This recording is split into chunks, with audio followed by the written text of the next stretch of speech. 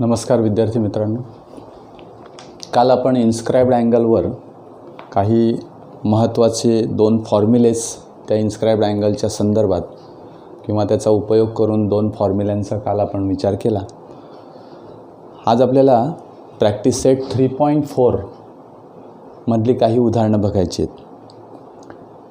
त्यातली दोन उदाहरणं आपण मागच्या स्ट्रीममध्येच बघितलेली आहेत, पण उरलेली काही उदाहरणं की ज्याच्यामध्ये काही कन्सेप्ट्स आहेत, ते कन्सेप्ट्स आपल्याला कशा पद्धतीने वापरायचे हे आपल्याला या प्रॅक्टिस सेटमधून समजेल. एक्झाम्पल नंबर 2 या ठिकाणी लिहिलं आहे, एक्झाम्पल नंबर 4 लिहिलं आहे. 1 बाय 1 आपण ते सोडवूया.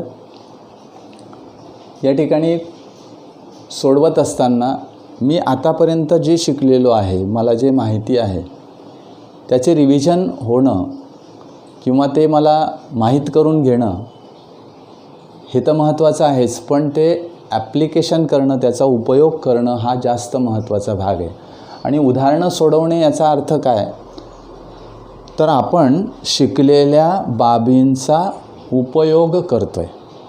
काय करतो आहे आपण? शिकलेल्या बाबींचा उपयोग करतो आहे. म्हणजे examples are the applications of the concepts. तुम्हाला जे कन्सेप्ट्स तुम्ही शिकलेले आहेत त्याचं तुम्ही ॲप्लिकेशन करतात, म्हणजे मिळवलेल्या ज्ञानाचा उपयोग करणे असा त्याचा भाग आहे.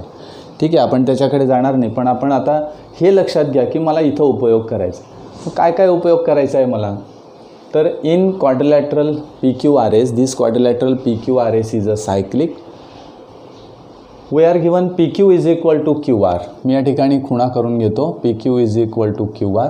येस. Angle PSR is 110. बघा, PSR म्हणजे हा अँगल दिलेला आहे 110. Yes, 110 degree. This angle is given. काय काय काढायचं आहे? Find measurement of angle PQR. PQR हा अँगल मला काढायचा आहे. लगेच लक्षात येतं माझ्या की these are the opposite angles of cyclic quadrilateral. मग सहज मी ते काढू शकतो, कारण प्रॉपर्टी आपल्याकडे आहे. The measure of the opposite angles of the cyclic quadrilateral are supplementary, और opposite angles of the cyclic quadrilateral are supplementary, हे मला माहिती आहे, त्यामुळे मी ते सहज काढू शकतो. पुढचे जे आहेत तर major of arc PQR. PQR हा जो आर्क आहे टोटल, या आर्कचं मेजर मला काढायचं आहे. बरोबर आहे. एक एक आपण 1 बाय 1 करूया. या ठिकाणी आपण सुरुवातीला कसं लिहिणार? तर first we are given measurement of angle PSR is equal to 110 degree given to you. पहिली तुम्हाला व्हॅल्यू देऊन टाकली आहे. अँगल PQR तुम्हाला काढायचा आहे. PQR पुढे मी असं म्हणेल quadrilateral PQRS is a cyclic quadrilateral. Yes. And hence angle S plus angle R is equal to 180 degree. मी शॉर्ट लिहितो थोडंसं. Angle S is 110 degree plus angle not R, angle S plus angle Q, sorry, angle S plus angle Q is equal to 180.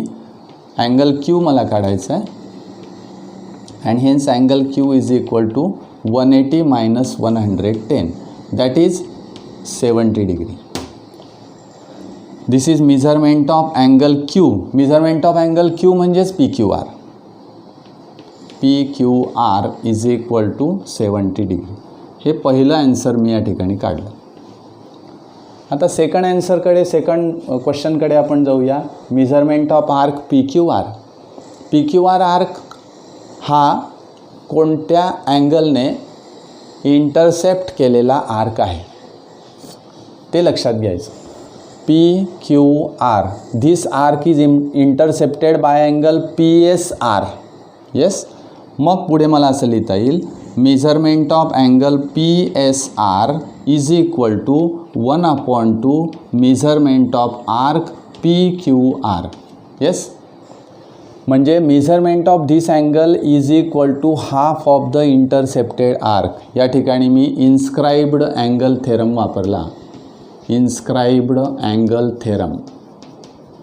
Yes. म्हणजे हा theorem मी या ठिकाणी वापरला. मग आता फक्त मला किंमत टाकायची आहे, तर किंमत इकडे टाकावी लागेल मला. PSR इन्स्क्राईब अँगल जेवढा आहेत हा निम्मे असतो त्या आर्कच्या, इंटरसेप्टेड आर्कच्या, म्हणजे हा दुप्पट असेल. म्हणजे इथे 110 is equal to 1/2 into measurement of arc PQR. Yes. And hence 2 वेळा गुणायचं आहे, म्हणजे measurement of arc PQR is equal to 220 degree. Yes, this is the measurement of arc PQR. PQRचं हे मेजर तुम्हाला या ठिकाणी मिळालं. आता आपण पुढे जाऊया. मला आर्क QR काढायचा आहे. आर्क QR म्हणजे हा एवढा आर्क, आणि आर्क PQ काढायचा आहे. मग असा विचार करा की तो आर्क काढण्यासाठी मला दुसरा एक आर्क दिला नाही आहे, मी वजाबाकी करू शकत नाही त्या ठिकाणी. पण मग आपल्याला एक थेरम, एक प्रॉपर्टी आपल्याला या ठिकाणी विचारात घ्यावी लागेल की these two arcs are the corresponding arcs of the congruent chords. Congruent chords are given, PQ is equal to QR. बरोबर. म्हणजे मग पुढे मी असं लिहितो, measurement of segments are given, PQ is equal to QR. yes, given to you. and hence arc PQ, आता पुढे काय लिहितो बघा, arc PQ is equal to arc QR. Reason काय, arcs corresponding to congruent chords. हे मला या ठिकाणी लिहितात. Arcs corresponding to congruent chords. म्हणजेच आता समजा प्रत्येक आर्क हा x डिग्रीचा असेल. समजा हा आर्क x आहे, हा आर्क x आहे, तर PQR हा जो आर्क आहे तो कसा तयार झालेला आहे, measurement of arc PQR is equal to measurement of arc PQ plus measurement of arc QR. Yes, is equal to हा आर्क तर x प्लस x आहे म्हणजे 2x आहे. What is the measurement of arc PQR is 220. Right here 220 and hence x is equal to 220/2 and is equal to 110 degree. म्हणजे मला arc QR जेवढा मिळाला 110 तेवढाच PQ मिळेल. And hence measurement of arc PQ is equal to measurement of arc QR and is equal to 110 degree. म्हणजे हे third answer मी या ठिकाणी काढू शकलो. येस. आता तुम्हाला काय विचारलं आहे, measurement of angle PRQ. It is very simple. Again PRQ या अँगलचं मेजर मला काढायचं. आता या अँगलने कोणता आर्क इंटरसेप्ट केला आहे बघा, PQ. म्हणून सरळ मी इन्स्क्राईब अँगल थेरम वापरू शकतो. Angle PRQ, measurement of angle PRQ is equal to 1/2 measurement of arc, which arc, PQ. What is the measure of arc PQ, 1/2 into 110. Yes, and is equal to 1/2 मला फक्त करायचं आहे, किती degree येईल, 55 degree. Yes, and this angle is 55 degree. म्हणजे हा 55 डिग्रीचा angle. तर अशा पद्धतीने आपल्याला ही उदाहरणं सहज सोडवता येतात. इन्स्क्राईब अँगल थेरम, सायक्लिक क्वाड्रिलॅटरलची प्रॉपर्टी, अशा सगळ्या प्रॉपर्टी या ठिकाणी आपल्याला वापरता येतील. ओके. आता एक्झाम्पल नंबर 4 कडे मी जाणार आहे. इन दिस एक्झाम्पल नंबर 4 हे मी आता या ठिकाणी पुसतो, म्हणजे आपलं ते पुढचं उदाहरण मला सोडवता येईल.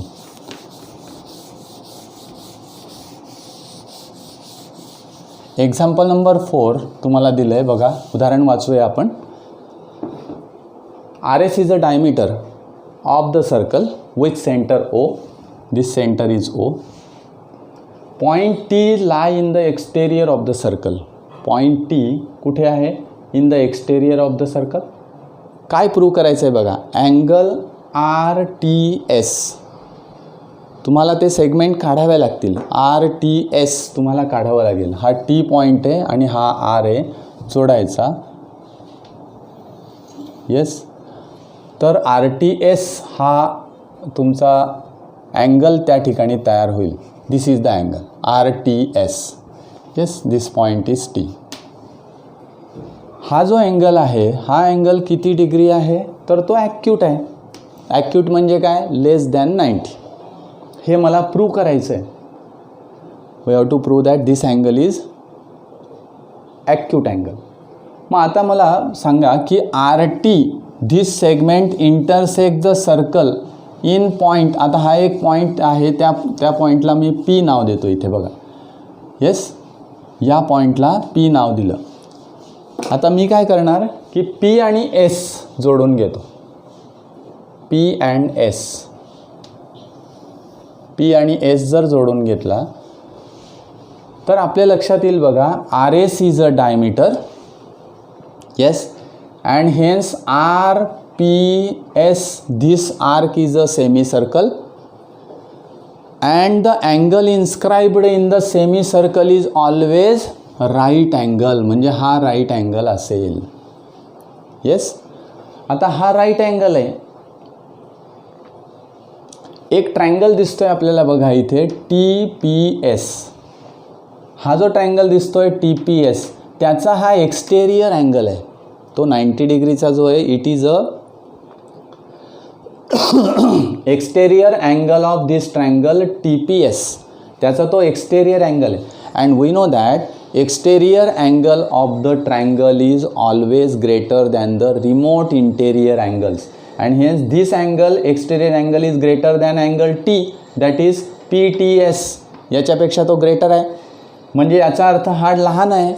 Means PTS angle is less than this 90 degree and hence it is a acute angle. किती सोपं प्रूफ आहे बा. Now let us write this proof. हे प्रूफ आपण लिहून काढूया.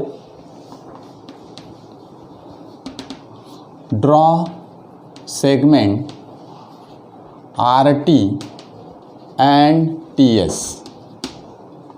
Segment RT intersect circle at point P.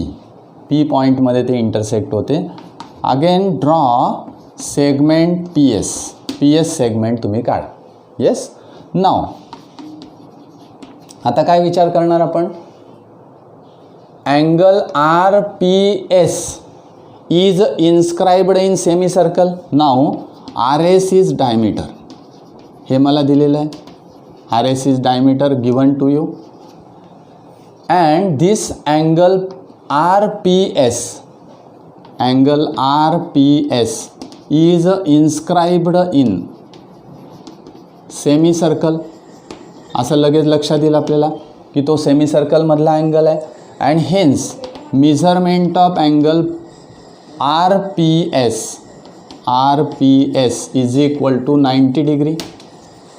बघा RPS हा अँगल 90 डिग्री आहे. But angle RPS is exterior angle of a triangle TPS and hence angle RPS is greater than PTS. angle PTS. yes, कशावरून, exterior angle is always greater than remote interior angles किंवा exterior angle property असं म्हटलं तरी चालेल.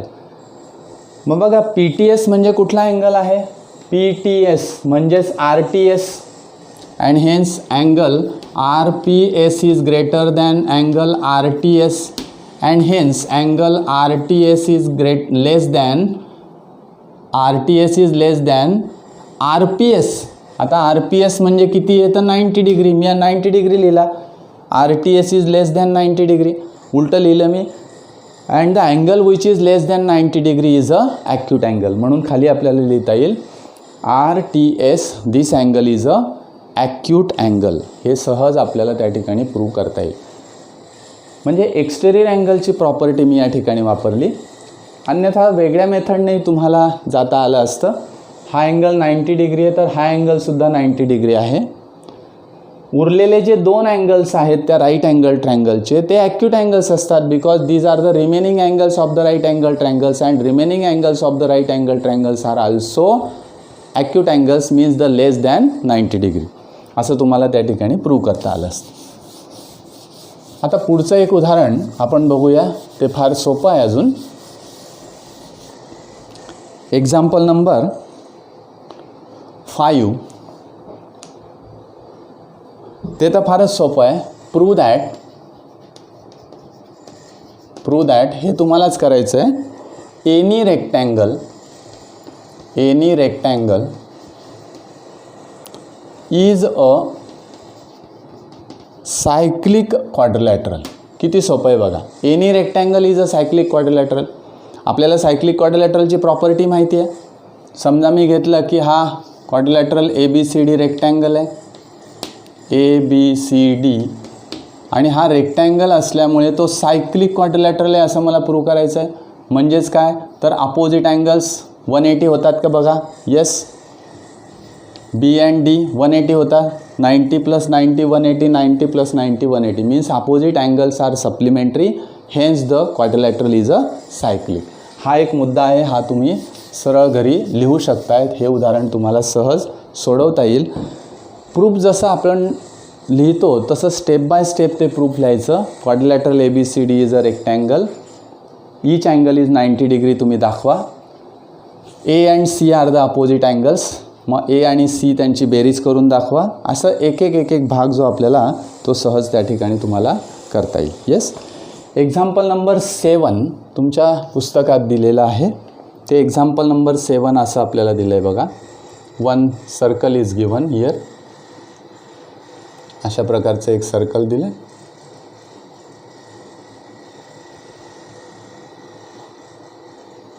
या सर्कलमध्ये एक angle दिला आहे. दिस अँगल इज NMS.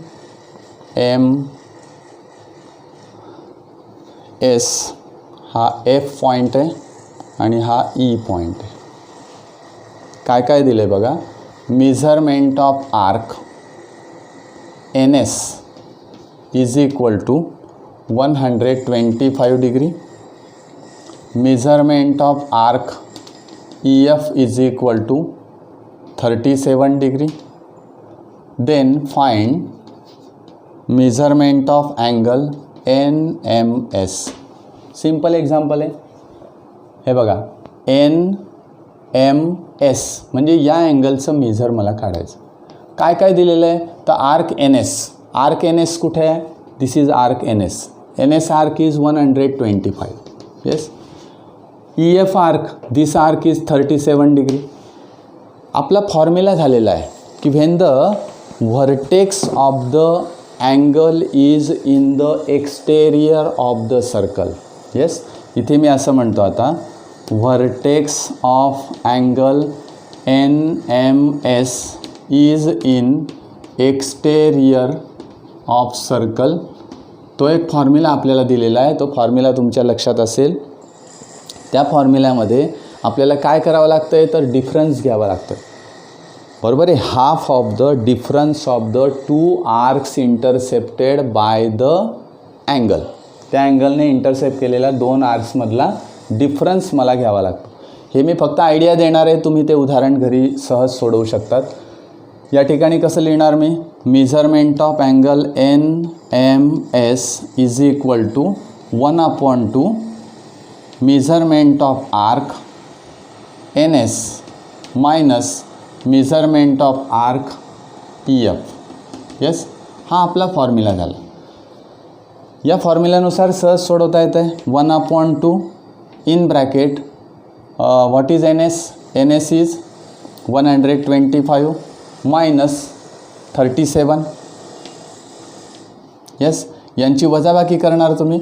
125 मायनस 37 बरोबर आहे. 15 इथे 8 येईल, इथे काय येईल 9, सॉरी नॉट 9, या ठिकाणी 12 आणि 4 म्हणजे 8 येईल 0, म्हणजे 1/2 × 88 अँड हेन्स 44. म्हणजे आपल्याला या अँगलचं जे मेजर आहे त्या या दोघांच्या वजाबाकीच्या निम्मे ते या ठिकाणी मिळणार आहे. ओके, या पद्धतीने आपण विचार करायचा. कसं आहे, बऱ्याच वेळा आपल्याला गोंधळ असा होतो की एक तर या ठिकाणी हा फॉर्म्युला आठवला तर प्रॉब्लेम असा येतो तिथे मायनस साईन आहे का प्लस साईन आहे, अशा पद्धतीने गोंधळ होतो. मग मायनस साईन केव्हा असतं आणि प्लस साईन केव्हा असतं हे आपल्याला लवकर लक्षातच येत नाही. म्हणजे सोपा उपाय मी तुम्हाला सांगून ठेवतो की ज्यावेळेस एक्सटेरियरला असेल त्यावेळेस डिफरन्स, इंटेरियरला असेल त्यावेळेस ॲडिशन, हे लक्षात ठेवायचं आणि 1/2 त्या ठिकाणी तसाच राहील. येस, अशा पद्धतीने आपल्याला विचारात घ्यावं लागेल. आता सेकंड एक्झाम्पल, याच्या पुढचं उदाहरण दिलं आहे एक्झाम्पल नंबर 8. त्या एक्झाम्पल नंबर 8कडे आपण जाऊया. एक्झाम्पल नंबर 8 पण फार सोपं आहे. अशाच पद्धतीने याच्या विरुद्ध दिलेलं आहे. एक सर्कल दिलं आहे.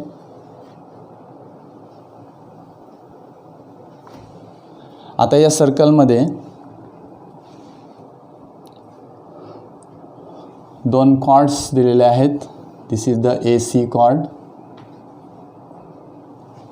And another is this is a ED किंवा DE. Yes, in figure chord AC and DE intersect at D. In figure chord AC and DE intersect at B if angle ABE is equal to 108 degree, measurement of arc AE is equal to 95 degree, find measurement of arc DC. Values ज्या दिलेल्या आहेत त्या व्हॅल्यूजकडे थोडंसं आपण बघूया. ABE किती दिलेला आहे? 108. ABE आपण नाव देऊया, मध्ये हा B पॉईंट आहे. ABE हा जो अँगल दिलेला आहे हा 108 दिला आहे. Yes, measurement of arc AE मला दिला आहे 95, हा दिला आहे 95 अँड DC हा आर्क मला काढायचा आहे. मग हा अँगल असो की हा इकडचा अँगल असो, आपल्याला त्या ठिकाणी सम घ्यायची आहे आणि 1/2 करायचं आहे. बरोबर, हा फॉर्म्युला आपण या ठिकाणी वापरणार. मग आता इथे हा अँगल आणि त्याचा व्हर्टेक्स कुठे? In the interior, here. मी अशा पद्धतीने लिहितो, here the vertex of angle ABE is in interior of circle. सर्कलच्या इंटेरियरमध्ये आहे म्हणून त्याचा मेजर कसं लिहिणार? Measurement of angle ABE is equal to 1/2 measurement of arc AE plus measurement of arc DC. Yes, आता DC आर्क तर तुम्हाला काढायचा आहे. मेजरमेंट ऑफ अँगल ABE मला दिलेला आहे 108 इज इक्वल टू 1/2.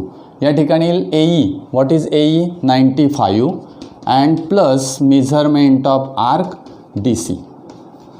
हे इक्वेशन फक्त मला सोडवायचं आहे. 2ने याला गुणायचं. 108 × 2 is equal to 95 plus measurement of arc DC. Yes, and hence measurement of arc DC is equal to, यांचा गुणाकार करा, किती होईल? 8 दुणे 16, बरोबर, 216 अँड मायनस 95 येईल. बरोबर, बघा DC is equal to 216 minus 95 and hence measurement of arc DC is equal to, यांची जी वजाबाकी आहे ती या ठिकाणी लिहून टाका. इट इज युअर ॲन्सर, ते तुमचा ॲन्सर येईल. म्हणजे DCची व्हॅल्यू तुम्ही सहज त्या ठिकाणी काढू शकलात. ओके, आता एक महत्त्वाचं आणि अतिशय त्याच्यामध्ये कन्सेप्ट असलेलं एक उदाहरण आहे लास्ट, ते उदाहरण आपण घेऊया. It is very very simple again. ते उदाहरण आपल्याला असं दिलेलं आहे, not circle is not given, एक ट्रायंगल दिला आहे असा, सॉरी,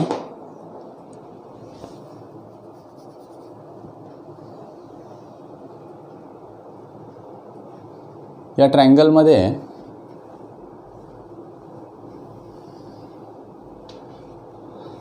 हा एक परपेंडिक्युलर काढला इथे, perpendicular is drawn from this vertex, या वर्टेक्सवरून एक परपेंडिक्युलर काढलेला आहे, तो मी काढलेला आहे त्या ठिकाणी, येस, हा परपेंडिक्युलर काढला आहे. अगेन द फ्रॉम पॉईंट, आता हा ट्रायंगल आहे WXY, या एक्सवरून पुन्हा या ठिकाणी एक परपेंडिक्युलर काढला आहे, म्हणजे दोन अल्टिट्यूड्स घेतलेले आहेत असं बघा. हा पॉईंट T आहे, हा Z आहे, दिस पॉईंट इज P, हा P पॉईंट आहे.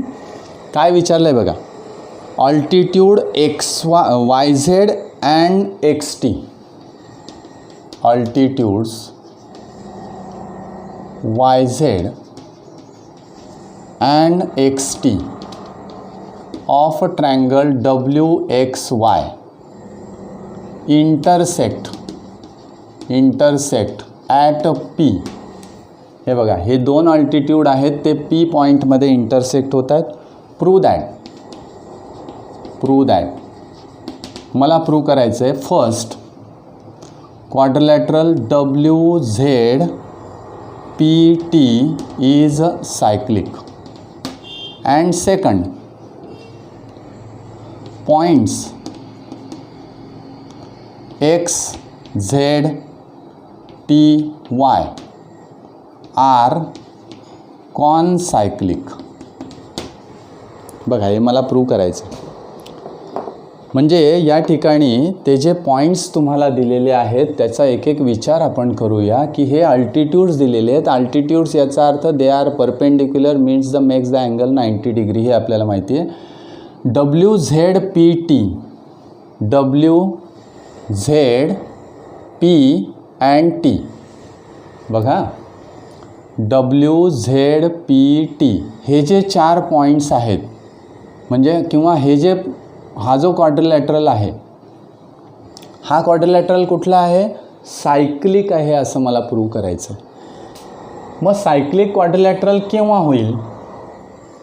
When it becomes the cyclic quadrilateral. तो सायक्लिक क्वाड्रिलॅटरल केव्हा होईल? तर opposite angles are supplementary. Opposite angles हे सप्लिमेंटरी असतील तरच हा क्वाड्रिलॅटरल काय होईल, सायक्लिक होईल. म्हणजे WZP आणि T हा क्वाड्रिलॅटरल मला सायक्लिक आहे असं प्रूव्ह करायचं. तर त्याच्यामध्ये पहिला मुद्दा असा की दोन अँगल्स तुम्हाला 90 डिग्री या ठिकाणी दाखवलेले आहेत. येस, हा अँगल 90 डिग्री आहे, हा अँगलसुद्धा 90 डिग्री आहे, बरोबर. आता याचा अर्थ काय, तर अपोजिट अँगल्स 90 डिग्री आहेत, उरलेल्या दोन अँगल्सची बेरीजसुद्धा सॉरी हे जे दोन अँगल्स आहे हे यांची बेरीज 180 होते, बरोबर, 180. उरलेल्या दोन अँगल्सची बेरीज म्हणजे W आणि हा P यांची बेरीजसुद्धा 180 व्हायला पाहिजे, आणि ती होते. कारण काय, sum of the measures of all angles of the quadrilateral is 360 degree. त्याच्यातले हे जे दोन अँगल्स आहेत यांचे 90 90 180 झाले, कारण ते ॲक्च्युली 90 आहेत. उरलेले जे 180 आहेत त्याच्यामध्ये हा बसतो आहे, म्हणजे उरलेले जे अँगल्स आहेत ते सुद्धा 180 डिग्रीचे सम त्यांची 180 डिग्री आहे, म्हणजेच ते सप्लिमेंटरी आहेत. म्हणजे अपोजिट अँगल्स आर सप्लिमेंटरी असं मला या ठिकाणी प्रूव्ह करावं लागेल. प्रूफ आपण थोडक्यात लिहूया या ठिकाणी. Here YZ is perpendicular to WX, yes, and hence angle YZW is equal to 90 degree. yes. Similarly, मी जर पुन्हा तसाच विचार केला तर XT is perpendicular to WY, yes, and hence angle XTY किंवा XTW XTW is equal to again 90 degree. Yes, this is statement number 1, this is statement number 2. Now in quadrilateral WZPT पहिलं तुम्हाला मिळतं आहे की WZP हा angle WZP plus angle WTP is equal to 180 असं मिळणार आहे का बघा. इज इक्वल टू असं मी या ठिकाणी लिहितो 90 plus 90 and is equal to 180. Yes, similarly remaining two angles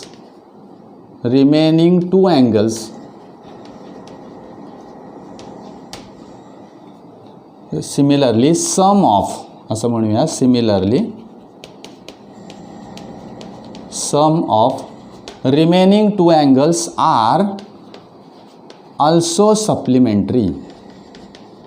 हे मी डायरेक्ट विधान का लिहिलं आहे, कारण मला माहिती आहे की हे दोन अँगल्स 180 90 180 झाले तर उरलेल्या दोघांची बेरीज 180 होईलच, कारण sum of measures of all angles of the quadrilateral is 180 degree.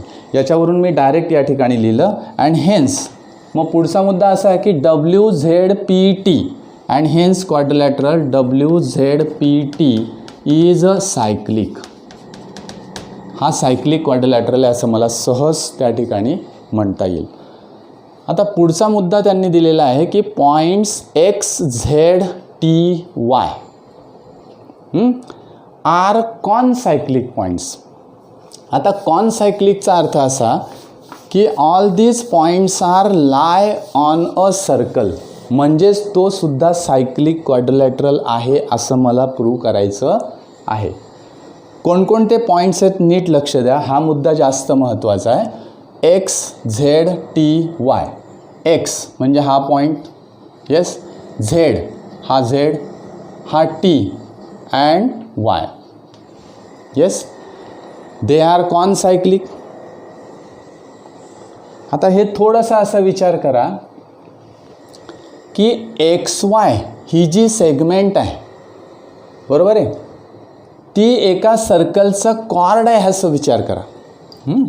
या ठिकाणी मी सर्कल काढून दाखवतो म्हणजे हा मुद्दा जास्त महत्त्वाचा आहे. एक कॉर्ड या ठिकाणी दिली आहे, ही XY आहे असं गृहीत धरूया. ही डायग्रॅम बघा आणि इकडे बघा, आपल्या लगेच लक्षात येईल. हा टी जो पॉईंट दिलेला आहे तो 90 डिग्रीचा आहे, बरोबर आहे. या ठिकाणी 90 डिग्रीचा आहे, किंवा आता 90 डिग्रीचा येतो आहे म्हणून मी या ठिकाणी असं XY घेतो आहे. हा XY, ठीक आहे. आता हा 90 डिग्रीचा या ठिकाणी अँगल तयार होतो आहे, म्हणजे हा टी अँगल तयार होतो या ठिकाणी 90 डिग्रीचा. अशा पद्धतीने हा टी पॉईंट आहे, हा 90 डिग्रीचा तयार होतो आहे बघा. नंतर हा झेड या ठिकाणी पॉईंट आहे, म्हणजे हा सुद्धा 90 डिग्रीचा या ठिकाणी तयार करतो आहे हा अँगल. येस, हा 90 डिग्रीचा, याचा अर्थ हा XY डायमीटर असला पाहिजे. मग आता जर 90 डिग्रीचे अँगल्स असे तयार होत आहेत, हा एक मुद्दा, किंवा 90 डिग्रीचे नाही झाले तरी चालतील, हा कॉर्ड आहे, तिथे 90 डिग्रीचा तयार झाला म्हणून मी ती कॉर्ड घेतली. अन्यथा असं सुद्धा आपल्याला या ठिकाणी घेता येईल की ही कॉर्ड आहे. मला काय सांगायचं आहे तुमच्या लक्षात येतं बघा. हा टी पॉईंट आहे इथे, हा XY आहे, आणि हा या ठिकाणी टी, आणि हा काय आहे झेड, हा झेड पॉईंट. अशा पद्धतीने जरी असलं, एक थेरम मी तुमचा घेतलेला होता, ते तुम्हाला माहिती असेल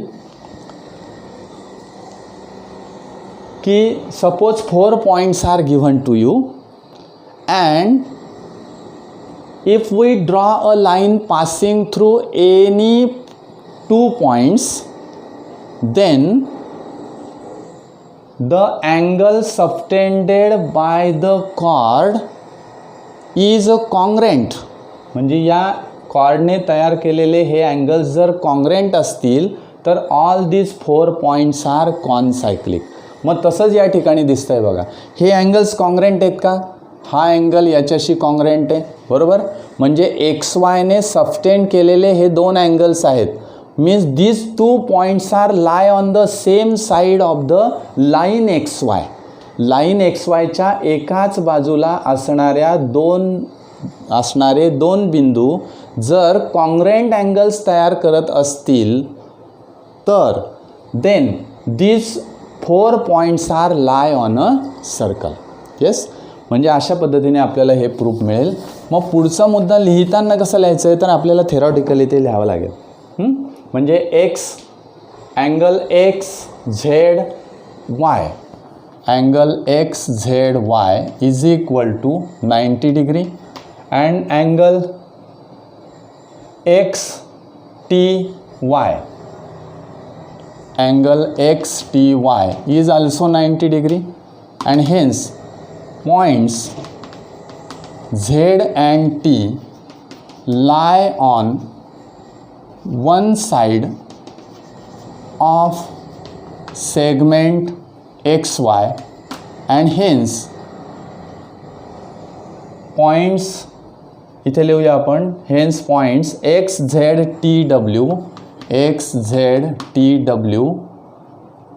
किंवा same side and angle XZY is congruent with angle XTY. आपल्याला हे दिसतंय they lie on the same side and angles are congruent and hence points XZTY are concyclic. हा अतिशय महत्त्वाचा मुद्दा मी तुम्हाला या ठिकाणी सांगितला की कॉनसायक्लिक असणे म्हणजे ते वर्तुळावर दिसले पाहिजे असं नाही. एक थेरम मी त्या ठिकाणी तुम्हाला आपण डिस्कस केलेला होता. तो थेरम अतिशय महत्त्वाचा होता की त्या थेरममध्ये आपल्याला इन्स्क्राईब अँगल प्रमाणेच किंवा the angle subtended by the chord किंवा the angle inscribed in the same arc are congruent असं आपण ज्यावेळेस म्हटलं त्यावेळेस याच्यामध्ये एक थेरम मी तुम्हाला दिलेला होता की if 2 points on the given line subtends. बघा, if 2 points on the given line म्हणजे ही जी लाईन आहे याच्यावर 2 points हे दिलेले आहेत. 2 points on the given line subtends the equal angles at the two distinct points which lie on the same side of the line and then the points are concyclic. तेव्हा ते points कॉनसायक्लिक असतात असा एक theorem आपण घेतला आहे. म्हणजे हे lie on the same side आहे, अँगल कॉन्ग्रेंट आहे and that's why the points are concyclic. असा एक महत्त्वाचा मुद्दा या ठिकाणी मी घेतलेला आहे. या एक्झरसाइजमधले सगळी उदाहरणं आता या ठिकाणी संपलेली आहेत. पुढचा जो टॉपिक आहे त्या पुढच्या टॉपिकमध्ये काही ॲक्टिव्हिटीज आपल्याला करायच्या आहेत. तेवढ्या ॲक्टिव्हिटी आपण करणार आहोत आणि नंतर एक महत्त्वाचा थेरम अजून आपल्याला घ्यायचा आहे आणि त्याच्यानंतर काही उदाहरणं सोडवायची आहेत. आज आपण या ठिकाणी थांबणार आहोत. अतिशय महत्त्वाची उदाहरणं आज या ठिकाणी घेतलेली आहेत. अशाच प्रकारची काही उदाहरणं तुम्ही प्रश्नपत्रिकांमधून घ्या आणि ते सोडवण्याचा प्रयत्न करा. धन्यवाद.